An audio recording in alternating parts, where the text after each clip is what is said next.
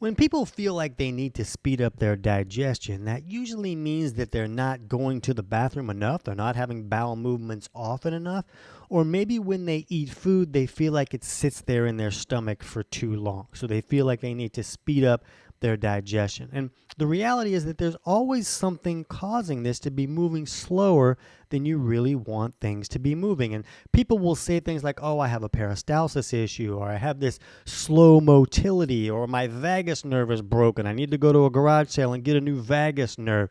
But the reality is that food moves through our system in most cases at a pace according to its acidity level. So when that bolus of food that's moving through the digestive tract is too far on that acidic side, that can irritate that intestinal lining, and the body will say, hey, I need to move this through here faster so it's not irritating this lining or even damaging it. So I'm going to rush this through the system, and we can end up with a loose stool issue. Now, there's lots of other causes of loose stools, but this is one of the possible causes.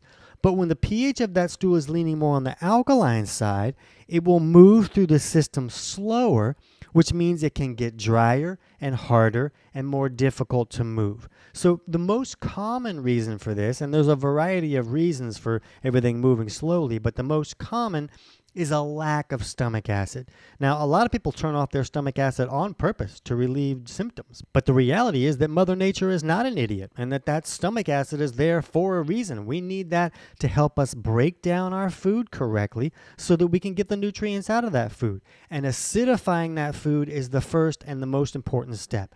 And a lot of these other steps that happen in the digestive process happen after the first step happens. So when the first shoe doesn't drop, a lot of times there's a lot of other malfunctions that can then come up and slow down the whole process.